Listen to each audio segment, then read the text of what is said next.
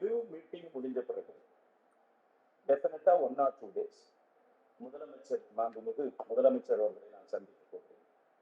These are all very important issues.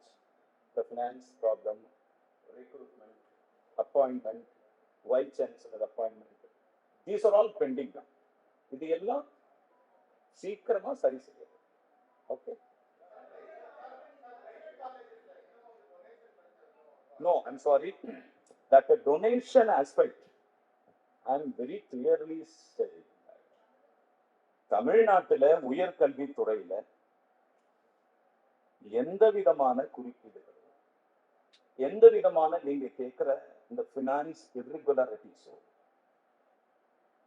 ஒரு பையனுக்கு அட்மிஷனுக்காக பணம் கையூட்டு வாங்குவதோ ஒருத்தருக்கு கொடுக்கணும்னு நினைக்கிறதோ இனி நடக்கும்.